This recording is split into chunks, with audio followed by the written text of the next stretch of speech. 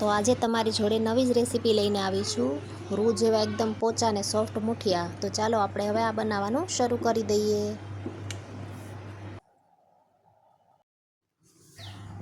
એક વાસણ લઈ લીધું છે, એમાં 2 ચમચી દહીં નાખી દેશું।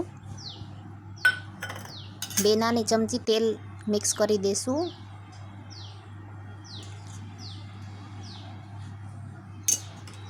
સારી રીતે મિક્સ કરી લઈએ।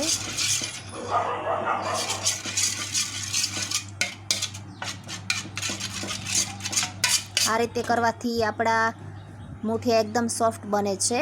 થોડું ધાણા જીરું નાખી દઈએ, અડધી ચમચી જેટલું છે। અડધી ચમચી હળદર નાખી દઈએ, અડધી ચમચી લાલ મરચું નાખી દઈએ, 2 ચમચી આપણે તલ નાખી દઈએ, થોડા કરકરા બને એટલે। આદુ મરચાંની પેસ્ટ નાખી દઈએ, સ્વાદ પ્રમાણે મીઠું નાખી દઈએ, થોડો ઈનો નાખી દઈએ, ખાવાનો સોડા। એને ફૂલાવવા માટે થોડો આપણે ઉપરથી લીંબુ નાખી દઈએ। ખાટો મીઠો ટેસ્ટ આપવા માટે આપણે થોડી ખાંડ નાખી દઈએ।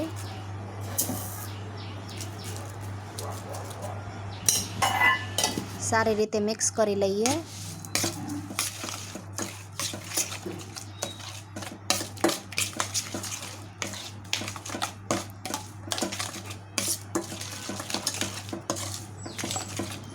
મિશ્રણ તૈયાર છે। એની અંદર આપણે થોડો રવો નાખી દઈએ। તમારી પાસે કરકરો ઘઉંનો લોટ હોય તો રવો ન નાખવો। 2 ચમચી જેટલો રવો નાખ્યો છે। થોડી ધાણા ભાજી નાખી દઈએ।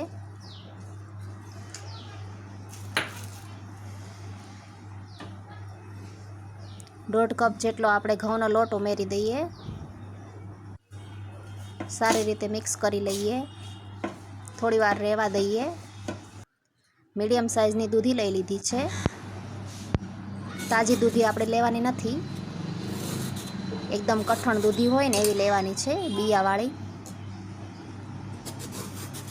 તાજી દૂધીમાં એકદમ પાણીનો ભાગ વધારે હોય છે એટલે નથી લેવાનું। અને આપણે છીણી લઈએ।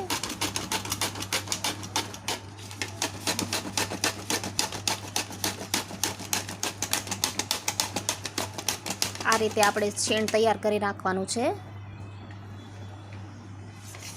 તો બધું છીણ મેં તૈયાર કરી લીધું છે।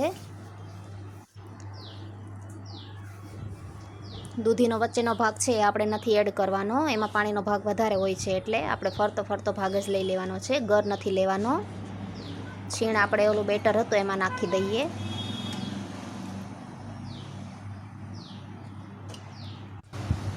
ઉપરથી થોડો 2 કે 1.5 ચમચી જેટલો આપણે ચણાનો લોટ નાખી દઈએ, વધારે નથી નાખવાનો, નહીંતર આપણા મુઠિયા ચીકણા બની શકે છે, એટલે ઓછો નાખવો ચણાનો લોટ। આનો એક સરસ મજાનો આપણે લોટ બાંધી લઈએ।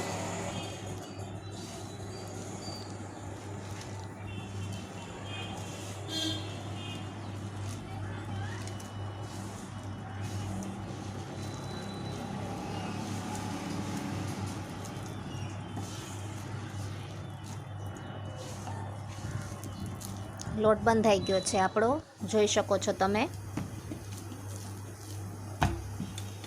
હાથને તેલથી ગ્રીસ કરીને આપણે આના મુઠિયા વાળી લઈએ।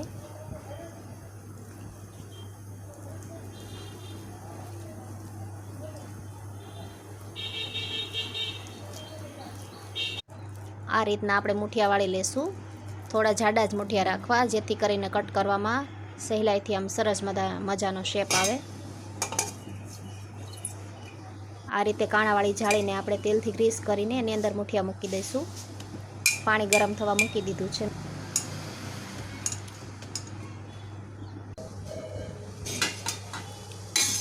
કાણાવાળી ડીશ મૂકીને એની ઉપર આપણે મુઠિયા મૂકી દઈએ। 15 થી 20 મિનિટ ધીમા તાપે થવા દઈશું।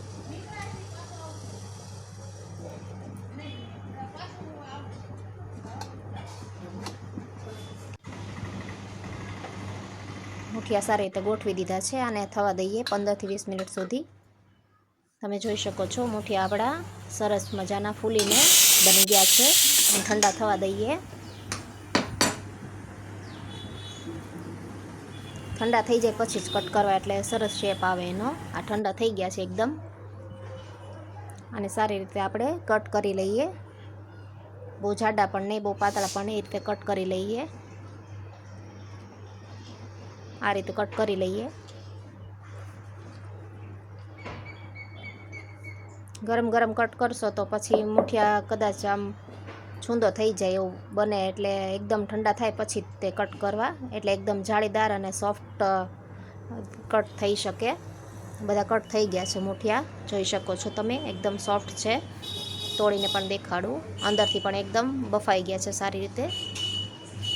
અને વઘાર કરવા માટે એક કઢાઈ મૂકી દીધી છે. થોડું તેલ નાખી દઈએ, બહુ વધારે તેલ નાખીએ નહીંતર તેલવાળું બહુ સ્વાદ આવશે વધારે. થોડી રાઈ નાખી દઈએ, થોડું જીરું નાખી દઈએ, અડધી ચમચી આપણે તલ નાખી દઈએ.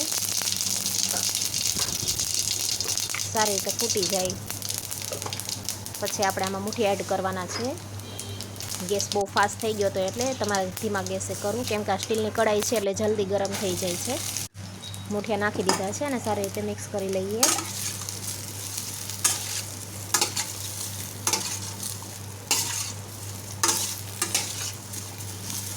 બહુ આપણે હળવા હાથે ચલાવવાનું છે, બહુ ફાસ્ટ નથી ચલાવવાનું. ઉપરથી થોડીક ધાણા ભાજી નાખી દઈએ